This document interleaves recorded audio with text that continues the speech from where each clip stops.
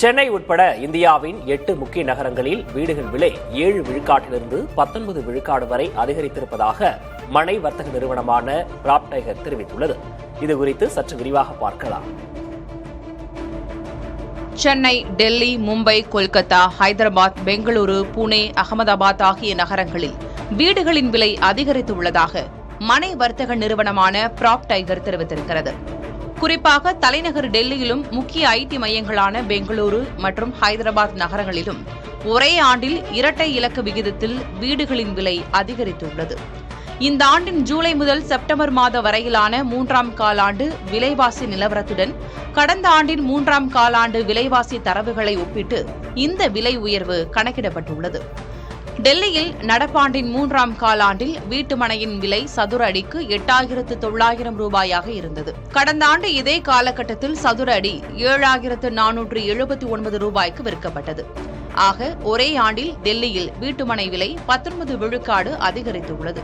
பெங்களூருவில் வீடுகளின் விலை 7,713 ரூபாயிலிருந்து 8,870 ரூபாயாக 15 விழுக்காடு அதிகரித்துள்ளது. ஹைதராபாத்தில் கடந்த ஆண்டு ஒரு சதுர அடி 6,858 இருந்த நிலையில் நடப்பாண்டில் 7,750 ரூபாயாக 13 விழுக்காடு அதிகரித்துள்ளது.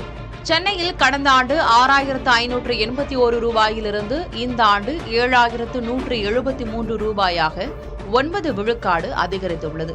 புனேவிலும் 6,651 ரூபாயிலிருந்து 7,250 ரூபாயாக 9 விழுக்காடு அதிகரித்துள்ளது.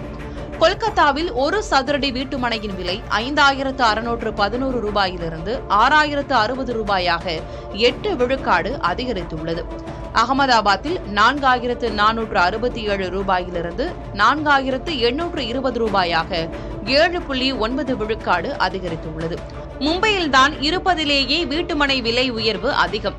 மும்பையில் கடந்த ஆண்டின் 3ஆம் காலாண்டில் 12,383 ரூபாயாக இருந்த ஒரு சதுர அடி வீட்டுமனை விலை இந்த ஆண்டு 13,250 ரூபாயாக 7 விழுக்காடு உயர்ந்துள்ளது.